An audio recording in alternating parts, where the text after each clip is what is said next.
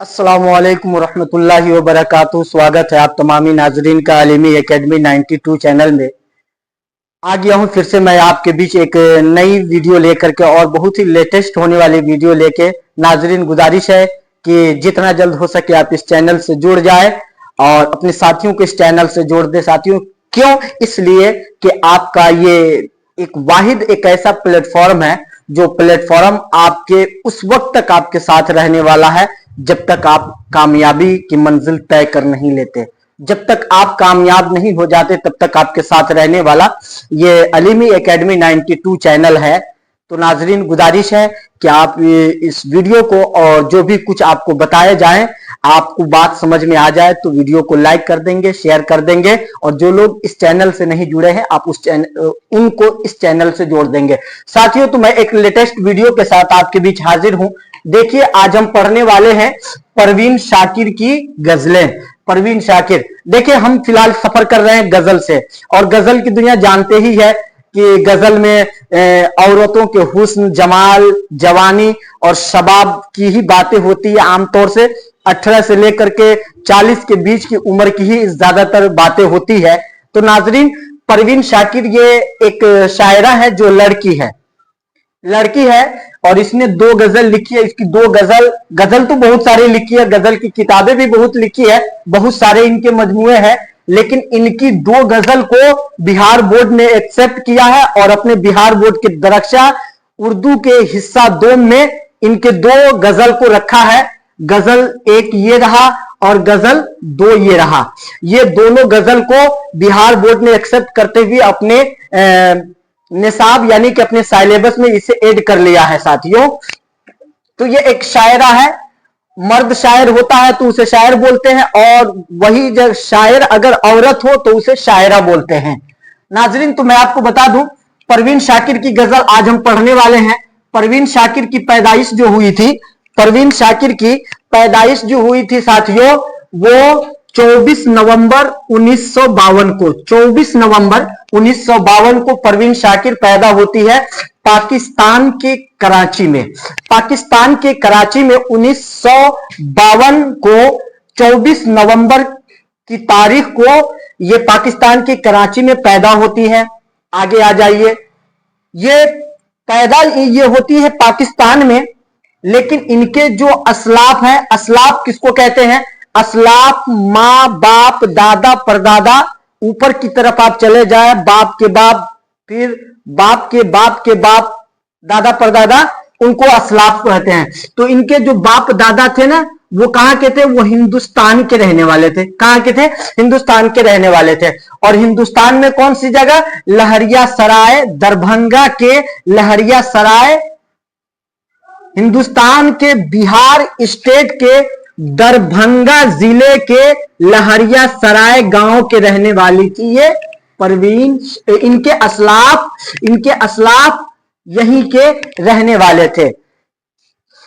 परवीन शाकिर के वालिद का नाम, परवीन शाकिर के वालिद का नाम सैयद साकिब हुसैन था। ये भी एक शायर थे। साथियों, परवीन शाकिर के जो पिताजी थे ये भी एक शायर थे। परवीन शाकिर की इब्तदाई तालीम घर पर हुई। कहां हुई? घर पर हुई साथियों। उसके बाद रजिया गर्ल्स स्कूल से इन्होंने मैट्रिक पास किया। इब्तदाई तालीम घर पे हासिल की और रजिया गर्ल्स स्कूल से इन्होंने क्या किया? मैट्रिक पास किया। और आगे आ जाइए, सर सैयद कॉलेज से। सारे पॉइंट को नोट करेंगे साथियों, एक भी पॉइंट मिस ना होने पाए, इसलिए कि एक पॉइंट अगर आपका मिस होता है तो ऐसा हो सकता है कि बिहार बोर्ड के एग्जाम में आपका 1 नंबर छूट सकता है। इसलिए एक भी पॉइंट को आप छोड़ेंगे नहीं, बड़ी मेहनत से एक पॉइंट को जमा किया है। नाजरीन देखें, तो सर सैयद कॉलेज से परवीन शाकिर ने क्या किया? बीए किया। सर सैयद कॉलेज से बीए किया और कराची यूनिवर्सिटी से एमए किया। किसमें? अंग्रेजी में कराची यूनिवर्सिटी से परवीन शाकिर ने एमए पास किया। और आगे आ जाइए, 1971 में परवीन शाकिर ने पीएचडी की डिग्री हासिल कर ली। 1971 में पीएचडी की डिग्री परवीन शाकिर ने हासिल कर ली, और फिर यहीं तक बस नहीं, और फिर बैंक एडमिनिस्ट्रेशन में एमए किया। बैंक एडमिनिस्ट्रेशन में एमए किया, और ये कहां है यूनिवर्सिटी जहां से इन्होंने बैंक एडमिनिस्ट्रेशन से एमए किया था? ये गालिबन हार्वर्ड यूनिवर्सिटी है। हार्वर्ड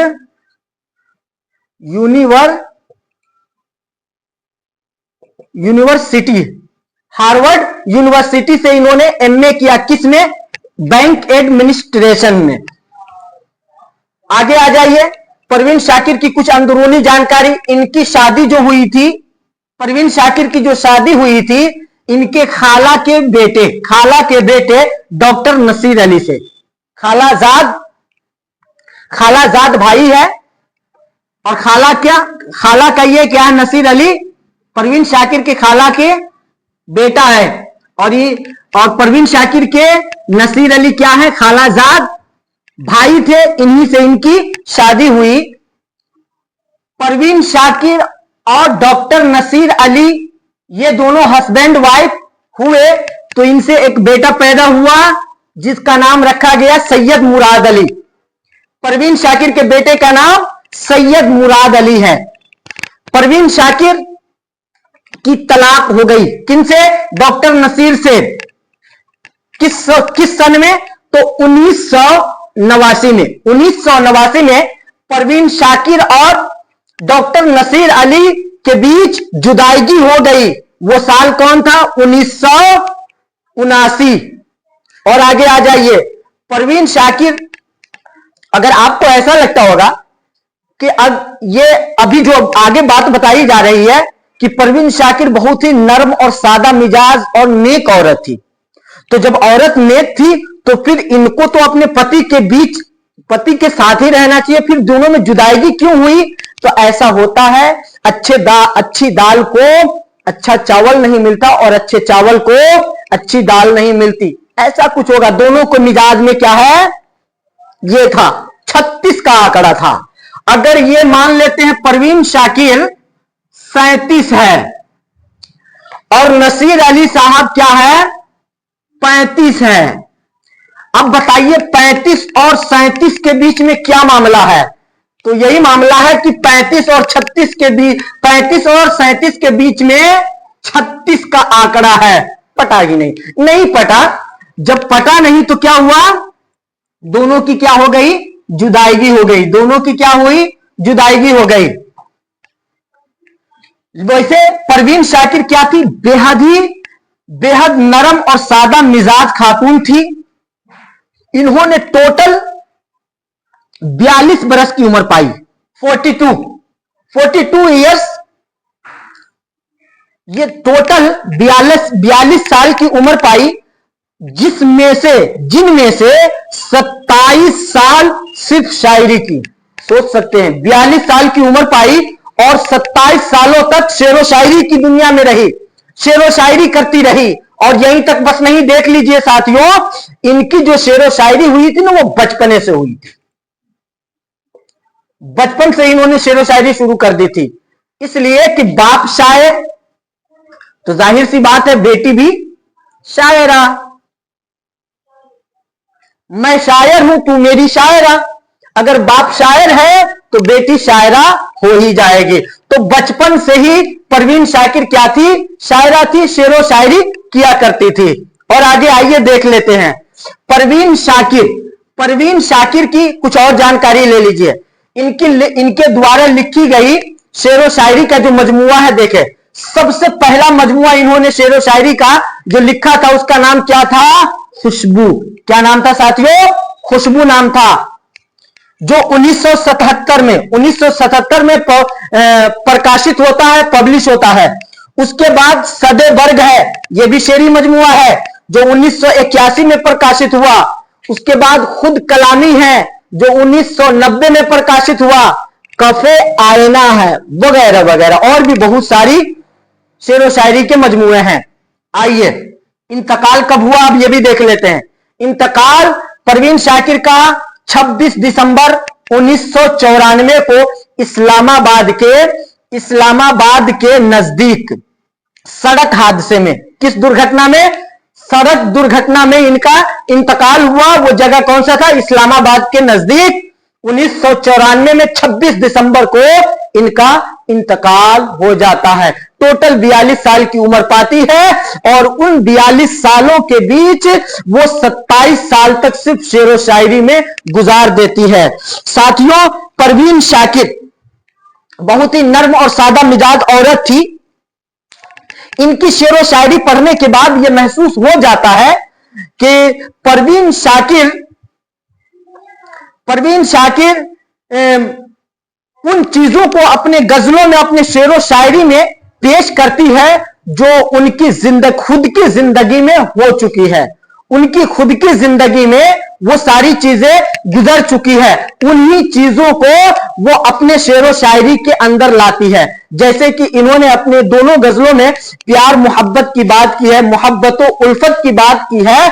तो प्यार और मोहब्बत की जो बातें की है, अपनी जिंदगी में उन्होंने प्यार और मोहब्बत के माने को समझा, प्यार और मोहब्बत के हकीकत को समझा और प्यार और मोहब्बत में इनको धोखा मिला। ये धोखा खाती है तो उस नाकाम प्यार के बारे में अपने शेरो शायरी के अंदर वो जाहिर करती है, उसका इजहार करती है और लोगों के बीच में लाने की कोशिश करती है।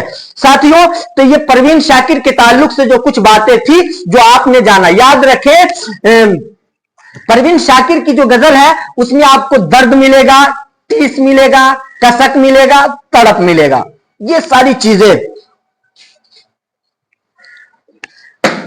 बहुत सारी चीजें आपको मिलेंगी। ये 4 चीजें खास करके आपको मिलेंगी। साथियों, देख लेते हैं इनकी गजलों का मामला। देखिए कितने प्यारे अंदाज में कहती हैं परवीन शाकिर। कहती है पहले गजल में अपनी नाकाम मोहब्बत की दास्तान सुना रही है, नाकाम प्यार की कहानी दुनिया को सुना रही है। गए मौसम में जो खिलते थे, गए मौसम में जो खिलते थे गुलाबों की तरह, दिल पे उतरेंगे वही ख्वाब, दिल पे उतरेंगे वही ख्वाब अजाबों की तरह। एक वक्त था कि जब हम दोनों प्यार और मोहब्बत के साथ रहा करते थे, खुशियों के फव्वारे खिलते थे, खुशियों के फव्वारे उड़ते थे, लेकिन वो सारी खुशियां, जितनी खुशियां मिली थी, अब जब जुदाईगी हो गई है तो वो सारी खुशियां जो है ना अब एक अजाब की तरह हमारे ऊपर मुसल्लत होती है और उस दर्द को हम बर्दाश्त नहीं कर पाते। शायरा कहती है कि गए मौसम में जो खिलते थे गुलाबों की तरह, दिल पे उतरेंगे वही ख्वाब अजाबों की तरह। फिर आगे लिखती है राख के ढेर पे अब रात बसर करनी है। अब तो मामला ऐसा हो गया है, दे यारो मददगार हूं, कोई सहारा देने वाला नहीं, एक सहारा था जो सहारा हमसे छिन गया। अब मामला क्या हो गया है, मैं इतनी बेबस हो गई हूं कि राख के ढेर पे अब रात गुजारनी है, रात बसर करनी है। जल चुके हैं मेरे खेमे, जल चुके हैं मेरे घर बार, जल चुके हैं मेरे खेमे मेरे ख्वाबों की तरह। जिस तरह ख्वाबों में बना बनाया घर, ख्वाबों में बनी बनाई दौलत, चंद मिनटों में नींद खुलते ही वो सारी चीजें खत्म हो जाती है, तो ऐसे ही मेरी जिंदगी, मेरी प्यार और मेरी मोहब्बतें, मेरी उल्फतें, मेरी अकीदतें सारी की सारी खत्म हो गई। कहती है कि जल चुके हैं मेरे खेमे मेरे ख्वाबों की तरह। आगे लिखती है साअते दीद है, देखने का समय है। साअते दीद बोले तो देखने का समय है। साअते दीद के आरिज है गुलाबी अब तक, साअते दीद के आरिज है गुलाबी अब तक, अव्वली लम्हों के गुलनार हिजाबों की तरह। कह रही है शायरा इस शेर में कि देखने का समय है, मेरे देखने का एक वक्त था, मेरे इस गुलाबी रुखसार को एक वक्त था कि जब मेरे अंदर जवानी थी, मेरे चेहरे खूबसूरत थे, मेरे जिस्मानियत बहुत अच्छे थे, मैं बहुत ही खूबसूरत थी। तो उस वक्त मामला क्या था, साअते दीद के आरिज है गुलाबी अब तक, अव्वली लम्हों के गुलनार हिजाबों की तरह। यानी मेरी शक्लो सूरत एक ऐसी थी जैसे अनार की पंखुड़ियों के बीच में अनार का फूल रहा करता है, मेरे चेहरे ऐसे ही खिले हुए थे। लेकिन अब जब महबूब ही नहीं रहा तो ये सारे हुस्न, सारी चीजें किसके लिए, बेमाना है। लिखती है साआते दीद के आरिज है गुलाबी अब तक, अव्वली लम्हों के गुलनार हिजाबों की तरह। जो पहले था वो अब भी है, लेकिन प्यार ही नहीं रहा, मोहब्बत ही नहीं रहा, तो सब बेकार है। फिर आगे लिखती है गैर मुमकिन है, आगे कहती है शायरा, गैर मुमकिन है तेरे घर के गुलाबों का शुमार। ये तंज करते हुए कह रही है गैर मुमकिन है, ये इम्पॉसिबल है, हो ही नहीं सकता कि तेरे घर के गुलाबों का शुमार मेरे रिश्ते हुए जख्मों के हिसाबों की तरह। तेरे घर के जितने फूल खिले हुए हैं, यानी तेरे घर के जितने अपराध हैं, तेरे घर के जितने अपराध हैं, जितने लोग हैं, जितने व्यक्ति हैं, जितने मेंबर्स हैं, उन तमामी का मामला यह है कि मेरे रिश्ते हुए जख्मों के हिसाबों की तरह है। मेरे जख्म, रिसना बोलते हैं किसी चीज को काटने को, रिसना घिसने को। तो मैं कह रही है कि मुमकिन है तेरे घर के गुलाबों का शुमार, तेरे घर के गुलाबों का शुमार गैर मुमकिन है, नहीं गिना जा सकता, मेरे रिश्ते हुए जख्मों के हिसाबों की तरह। जैसे तेरे घर के अफराद को कोई नहीं गिन सकता, वैसे ही मेरे रिश्ते हुए जख्म के दर्द को कोई हिसाब नहीं लगा सकता। आगे कहती है याद तो होंगी, याद तो होंगी वो बातें, याद तो, याद दिलाना चाह रही अपने महबूब को, याद तो होंगी वह बातें तुझे अब भी, लेकिन मेरी कुर्बानियां, मेरी मोहब्बतें, मेरी उल्फतें, वो सारी बातें तुझे याद होंगी। ऐसा हो ही नहीं सकता कि उन सारी यादों को तूने भुला दिया होगा, वो सारी यादें होंगी। लेकिन मामला क्या है, लेकिन शेल्फ में रखी हुई बंद किताबों की तरह, शेल्फ में रखी हुई बंद किताबों की तरह। यानी बताना यह चाह रही है कि मेरी यादें आ ही नहीं होगी, मेरी मोहब्बतें, मेरी शफकतें, सब कुछ तुझे याद होंगी, लेकिन ऐसे ही जैसे एक अलमारी में किताब रखी हो और वो भी किताब बंद हो, ऐसे ही मेरी याद तेरे दिल के मंदिर में ऐसा लॉक कर दिया गया है जैसे मंदिर का दरवाजा लगा हो और बाहर बड़ा सा सील पैक ताला लग गया हो, ऐसे ही है। लेकिन ऐसा हो ही नहीं सकता कि तेरे दिल में मेरी मोहब्बत ना हो या मेरी मोहब्बतें तेरे दिल में खत्म हो गई हो, वो है, अब भी है। शायरा कहती है कौन जाने के, कौन जाने, कौन जाने कि नए साल में तू किसको पढ़े। शायरा बड़ी प्यार से कह रही है, अरे तू तो ऐसा है कि मुझे इस शेर पे शेख सादी की एक शेर याद आ गई। शेख सादी ये बहुत ही मुफक्किर और बहुत ही पहुंची हुई हस्ती है, जिन्होंने दुनिया के रस्मों रिवाज और दुनिया के हालात को जानने के लिए 40 साल जिंदगी गुजार दिए सिर्फ ट्रेवल करने में, ट्रेवलिंग में। हर जगह दुनिया के कोने कोने में जाकर के वो हर जगह के रस्म रिवाज, हर जगह के तौर तरीका को देखने के लिए और तजर्बा करने के लिए, तजर्बे की ख्वाहिश से पूरी दुनिया को घुमा। वो कहते हैं, ऐसे शख्स कहते हैं कि 1000 दिल रखने वाले दोस्त को, 1000 दोस्त रखने वाले दोस्त को दिल न दो। 1000 दोस्त रखने वाले दोस्त को दिल तू मत दे। अगर तू दे देता है, अगर तू देता है तो कल ही जुदाई के लिए तैयार रहना, वो तुझे धोखा देगा। इसलिए कि जब तक हवा चलते हैं, हवा चलती है, पत्ते गिरने लगते हैं, नए दोस्त मिलते हैं, पुराने भूल जाते हैं। नए दोस्त हवा चलती है तो पत्ते झड़ने लगते हैं, नए दोस्त मिलते हैं, पुराने भूल जाते हैं। नाजरीन, तो कह रही है शायरा, कौन जाने कि नए साल में तू किसको पढ़े। कहने किताब अपने महबूब को कह, किताब महबूब के चाहने वालों के बारे में कह रही है। शायरा कह रही है कि महबूब के पास इतनी किताबें हैं, यानी महबूब के चाहने वाले इतने लोग हैं, पता नहीं कब किससे मिले, वो उसका दिल जाने। कह रही है कौन जाने, किसको मालूम है कि तू नए साल में किसको पढ़े, किससे मिले, किससे क्या करे, ये कोई नहीं जानता। फिर आगे कह रही है कि तेरा मेयार बदलता है निसाबों की तरह। अरे तेरी औकात बदलती है निसाबों की तरह। जिस तरह हर बुक का एक निसाब होता है और हर 2, 4, 5 साल में निसाब बदल जाते हैं। किसी सन में ये रहा, अगले सेशन में ये हो जाएगा, अगले सेशन में ये हो जाएगा। तो तेरा मेयार फकत ये हो गया है कि निसाब की किताब के निसाबों की तरह तू भी बदलने लगा है। मौसम की तरह तुम भी बदल तो न जाओगे, बदल तो गया ही है। कहने की क्या बात है। कह रहा कौन जाने कि नए साल में तू किसको पढ़े, तेरा मेयार बदलता है निसाबों की तरह। आगे लिखती है शोख हो जाती है, शोख हो जाती है। लिखती है शोख हो जाती है अब भी तेरी आंखों की चमक, तीखी हो जाती है, चंचल हो जाती है, अब भी तेरी आंखों की चमक। तेरी आंखों की चमक आज भी बढ़ जाती है। क्यों बढ़ जाती है भाई?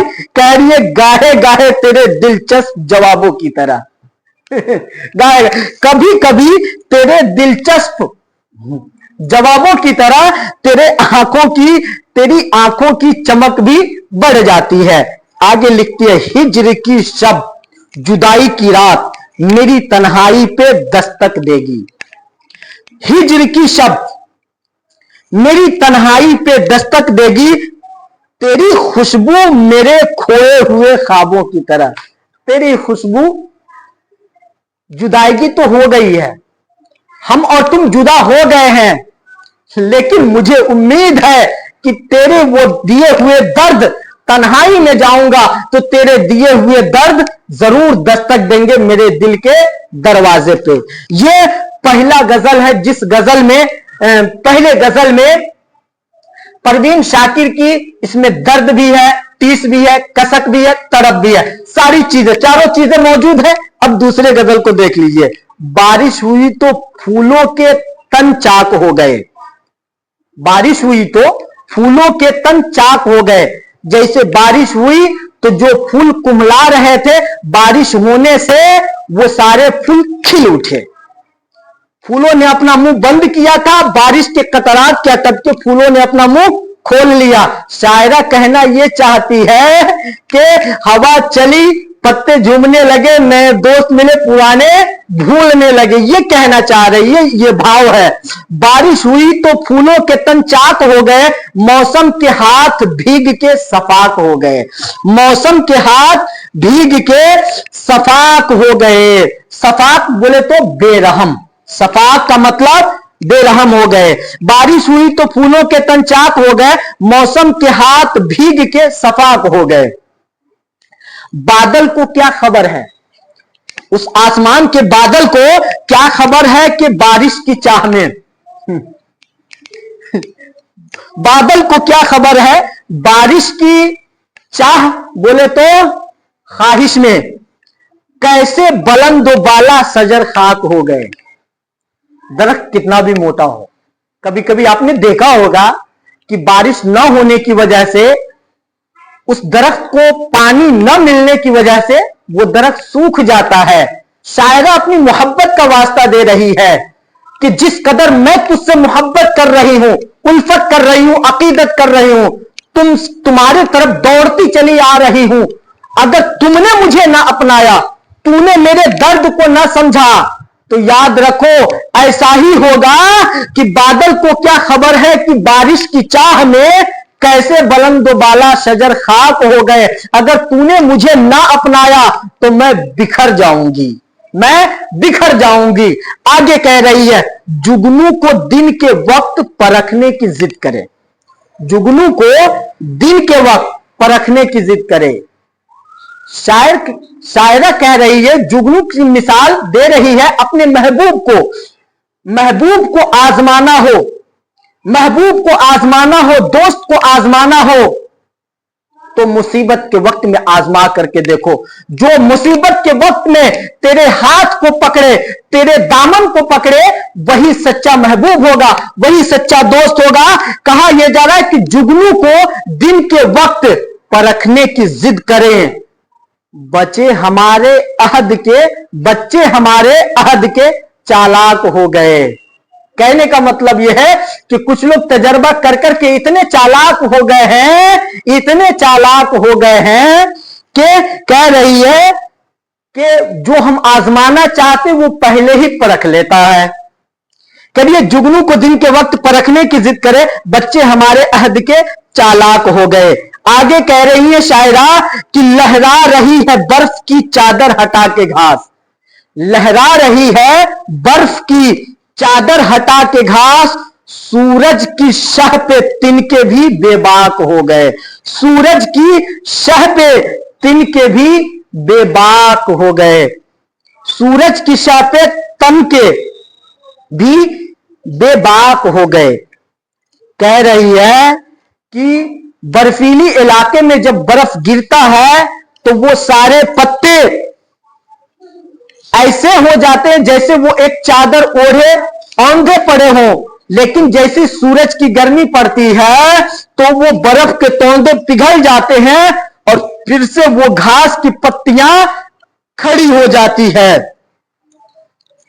तो गोया के शायरा ये कहना चाह रही है कि जैसे वो महबूब का मामला ये होता है कि जब वो मेरे सामने होता है, मेरे करीब होता है तो सब कुछ ठीक होता है, जैसे ही अलग होता है तो कुछ मामला अलग सा हो जाता है।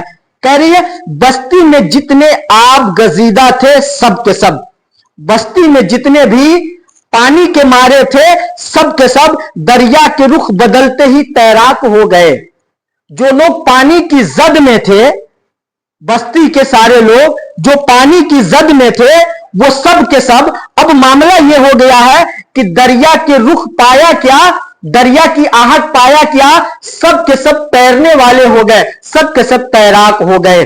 शायरा फिर कहती है आगे एक अगले शेर में कि सूरज दिमाग लोग भी अब लागे फिक्र में, सूरज दिमाग ज्यादा हाईएस्ट आईक्यू लेवल रखने वाले, हाईएस्ट आईक्यू लेवल के लोग क्या हो गए, दुनिया की फिक्र में बहुत ऊंचाई तक पहुंच गए। हाई लेवल के आईक्यू लेवल वाले लोग, हाईएस्ट आईक्यू लेवल वाले लोग आसमान पे पहुंच गए, जुल्फे शबे फिराक के पेचाक हो गए। लेकिन मामला क्या है, वहां तक नहीं पहुंच सके जहां तक उन्हें सबसे पहले पहुंचना चाहिए था। आसमान की बुलंदी पा लिया, लेकिन जिस बुलंदी को हासिल करना था उसे छोड़ दिया। यह कहना चाह रही है शायरा। फिर आगे कहती है मक्ते में कि जब भी गरीब शहर से कुछ गुफ्तगू हुई, जब भी गरीब शहर से कुछ गुफ्तगू हुई, जब भी शहर के गरीबों से बातचीत हुई, लहजे हवाए शाम के, लहजे हवाए शाम के। नाजरीन इसमें एक लफ्ज आया है हवा। हवा, ये हवा का मतलब ख्वाहिश है, ख्वाहिशाते दुनिया, ख्वाहिशे दुनिया। ये कहना चाह रहे हैं लहजे हवाए शाम के नमनाक हो गए, लहजे हवाए शाम के नमनाक हो गए। नाजरीन मैं आपको बताऊं इस दोनों शायरी, दोनों गजलों के शेरो शायरी के अंदर परवीन शाकिर फकत इन्हीं चार चीजों को बताना चाहती है जो उनको अपनी खुद मोहब्बत में नाकामी मिली थी। वो अपनी नाकाम मोहब्बत की कहानी दुनिया को बता रही है। साथियों इस तरह करके हमारा ये आज का चैप्टर 33 और चैप्टर 34 कंप्लीट कर होता है। उम्मीद करता हूं कि आपको सारी चीजें समझ में आ गई होंगी। कुछ क्वेश्चन आंसर भी देख लेते हैं जो आमतौर से ऑब्जेक्टिव में हमसे पूछे जाएंगे और उन सारे का जवाब यहीं पे मौजूद है। जैसे कि उदाहरण के तौर पे मैं आपको बताऊं, सबसे पहला सवाल है परवीन शाकिर की तारीख पैदाइश क्या है। यानी जन्म तिथि क्या है? तो जन्म तिथि 1952 है, 24 नवंबर 1952 है। फिर दूसरा सवाल है कि परवीन शाकिर कहां पैदा हुई? पाकिस्तान के कराची में पैदा हुई, पाकिस्तान के कराची में पैदा हुई। तीसरा सवाल है कि परवीन शाकिर के असलाफ का वतन कहां है? वो हिंदुस्तान है, हिंदुस्तान के लहरिया सराय दरभंगा। फिर पांचवा सवाल है कि परवीन शाकिर के वालिद, चौथा सवाल है कि परवीन शाकिर के वालिद का क्या नाम है? तो यहां लिखा है सैयद साकिब हुसैन। पांचवा सवाल है परवीन शाकिर के वालिद हिजरत करके कहां गए? तो परवीन शाकिर के वालिद बंटवारा, हिंदुस्तान का जिस वक्त बंटवारा हो रहा था तो वो हिंदुस्तान को छोड़ करके पाकिस्तान के कराची चले गए।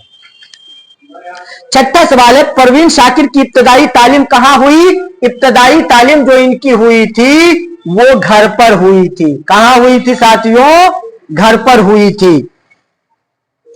फिर सातवां सवाल है कि परवीन शाकिर ने मैट्रिक का इम्तिहान किस स्कूल से किया?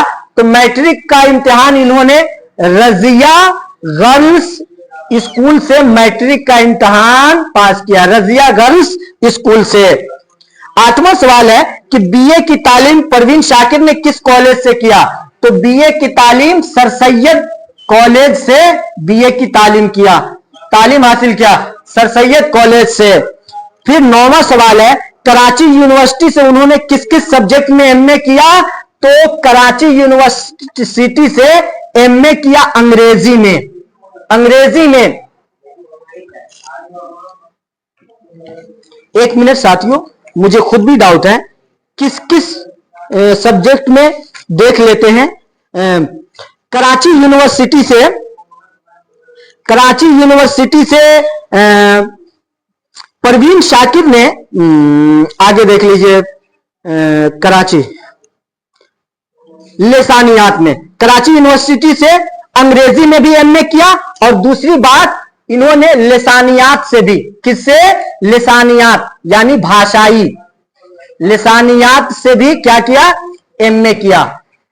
कराची यूनिवर्सिटी से जो एमए किया वो अंग्रेजी और लिसानियात से किया था साथियों। तो ये हमारा नौवां जवाब भी कंप्लीट हुआ। फिर आगे लिख रहा है कि हार्वर्ड यूनिवर्सिटी अमेरिका से परवीन शाकिर ने किस सब्जेक्ट में एमए किया? एडमिनिस्ट्रेशन।